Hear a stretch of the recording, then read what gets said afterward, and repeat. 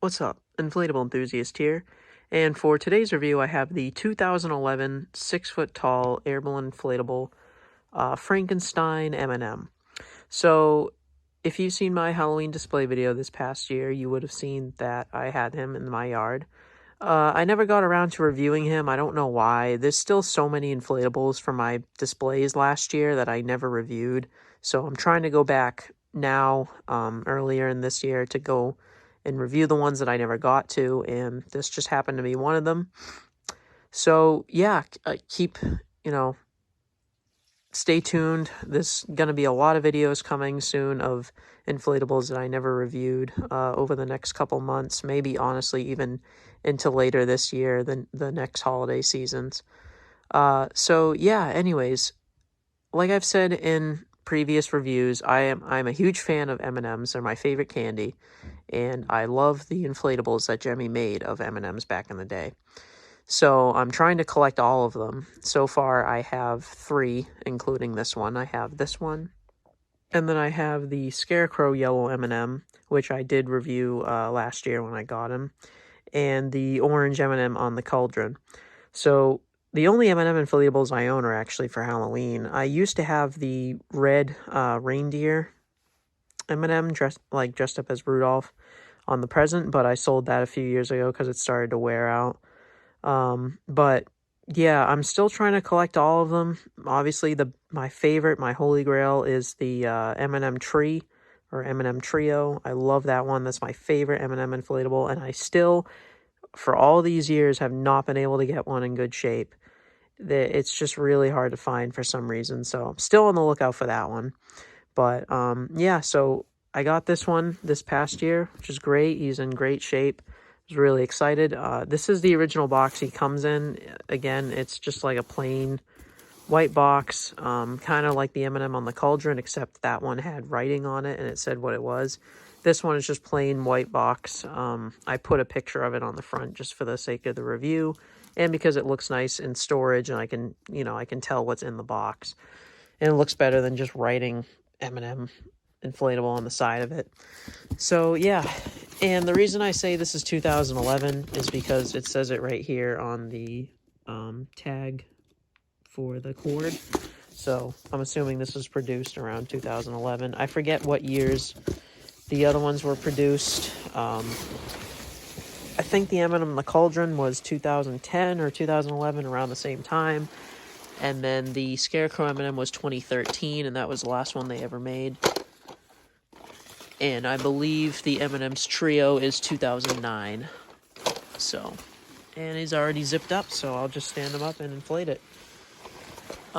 He has a pretty weak fan, unfortunately, but he's not very huge. I think I said 6 feet at the beginning of the video. He might even be like 5.5 feet. I don't even know if he is 6 feet. So it's fine. He still inflates really good, which is all that matters. The only problem with this guy is he is a little bit dirty, because he was obviously used before I bought him, but you can see the inside of the fabric is like very smudgy and, kind of cloudy from all the dirt on the inside. I tested to make sure these weren't thin spots, and they aren't. I pinched and rubbed as hard as I could, and nothing was coming off at any spot in any part of the fabric. So his arm's twisted up here, and yeah, there he is. Like I said, he inflates a little slow, probably takes about 30 seconds. But once he's up, he inflates very nicely. Almost doesn't want to explode, but it's definitely very tight, which is great. So, honestly, this isn't my favorite M&M inflatable. I do really, really like it, but I don't know. I like the other ones better. This one, though, I feel like is more nostalgic, which is why I got it for the display last year. I could have used the Scarecrow M&M for the display, but I didn't because no one really has that inflatable, and I wanted to put this in a classic display because more people remember this one than any of the other inflatables. I think this is the most common one of the most common M&M inflatables. I think it's the most common Halloween one. And like I said, it's still great. I love this design, but it's not my favorite compared to the rest of the other ones. My favorite one for Halloween is definitely the M&M on the cauldron. I love the Scarecrow one, and that one's definitely the rarest, but I still like the cauldron one better. I just think it's cooler because it's animated, and with all the different candy brands on it and stuff like that, I think that one's the best one.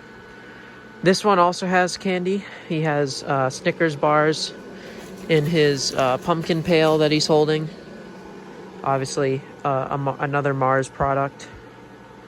And yeah, his head is squared at the top to shape like Frankenstein, which they actually used this design M&M on packaging in the early 2010s for Halloween. I'll see if I can find a picture of it. I'll put it up on screen right now if I find it. But yeah, they did use a Frankenstein yellow M&M, you know, the same design on some of the packaging back then. So that's what this is based off of. But yeah, so his face right here looks really good. His mouth is like sewn into the fabric as opposed to being printed on. The tongue is printed on though. That's one of my only complaints about this though. The way the mouth is sewn on, it causes a seam line to go all the way up the side of his face, and it's pretty noticeable, and that's one of the reasons why I don't care so much for this design, but it still looks really good. His eyes look really nice as well, and his eyebrows. I like this piece of fabric here. It gives him kind of like more detail on his forehead, and his hair here has these little pieces of fabric that hang down, and then the two bolts on the side, again like Frankenstein. So yeah, other than that though, he's wearing a completely black outfit, which makes him almost impossible to see at night, and I think a few of the C7s in this guy blew out. So I'll turn the lights off in a minute and we'll look at it. But the pumpkin on the side, you know, nothing too special, just a typical jack-o'-lantern face. You can see some dirt staining on the top, unfortunately, like I said. This was like this before I got it though. I clean all my inflatables before I put them away. But I don't care about stains and everything on inflatables. As long as they're in good shape, that's all I care about. They're used outside, they're gonna get dirty, so. Piece of fabric here for like a collar of his shirt. And on the back there is no detail pretty much. You can see here the collar goes all the way around though, which is cool. And the bottoms of his boots or his shoes are brown. And he's got like a little button right there. And he actually has belt loops, which is really cool detailing. I just noticed this now, actually. There's pieces of fabric here that look like belt loops, which is awesome. You're never going to notice that, but, you know, the extra touch is cool. Again, Gemmy doesn't do stuff like that nowadays, so it's really neat. And, yeah, tether loops on either side of him right here. Gloves, and the ripped sleeves actually expose some of his arm underneath, which is, again, really cool. Some weird piece of blue fuzz. I don't know. So, yeah, I'll go turn the lights off and see how many C7s are working. Alrighty, so here he is in the dark, and obviously a bunch of the C7s blew out. The only two that are working are one right here and one right there. But surprisingly, he still lights up really good on camera. He doesn't look super great in person, but this is the only part of him you see at night anyways. You don't see his arms, you don't see his body. Thankfully, in my display, he was pretty close to some other things, so it helped light him up a little bit. But again, that's one of my complaints with this one. Because he's all black, you don't see much of him at night. But yeah. Anyways, that's it for this review. Hopefully I can continue to get more M&M inflatables to add to my collection. I'm trying to get all of them, and hopefully someday I will have all of them. But for now, you know, this is another one down. I don't know if I'll use him this year because I want to use the Scarecrow M&M. Like I said, I didn't use him this past year, and I don't see the point of having two yellow M&Ms in the yard, essentially the same character, unless I separate them really far apart, which I might do. I'm going to probably do another walkthrough again, though, this year for Halloween, because quite a few people showed up last year on Halloween night, and a lot of people enjoyed the walkthrough, and they wanted me to do it again. So that's probably what's going to happen this year.